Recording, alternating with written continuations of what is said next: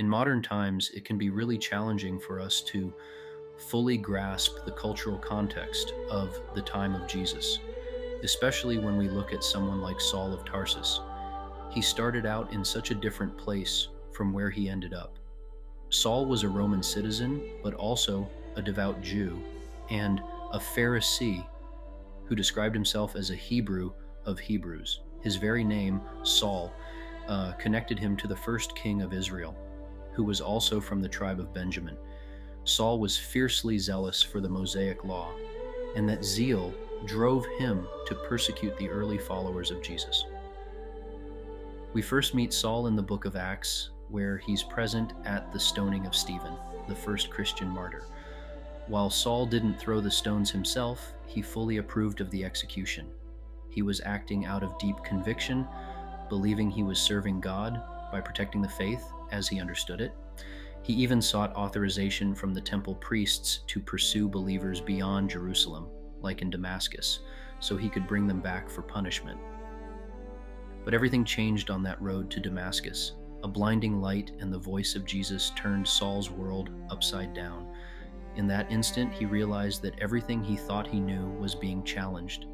Jesus took away his physical sight, which was symbolic of the end of his spiritual blindness. And Saul had to be led into Damascus, humbled and transformed. From that point on, Saul became Paul, and he embraced a mission to the very people he once viewed as outsiders.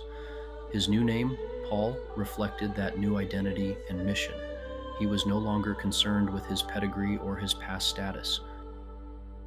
Instead, he became the apostle to the Gentiles, and his life became a testament to the transformative power of faith.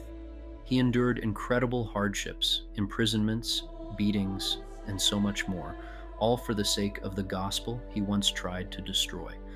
And in the end, his writings and his legacy continue to shape our understanding of the Christian faith today. Appreciating the cultural context of Saul's life helps us see the full weight of his transformation.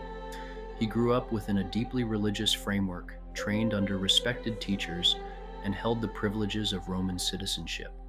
His identity was firmly rooted in a system that valued status, tradition, and strict adherence to the law. When he was called to Christ, though, he gave up the very things that he had always held so dearly. I always find a lot of comfort in the story of Paul, and how much God can change a man when that man gets out of the way and allows him to.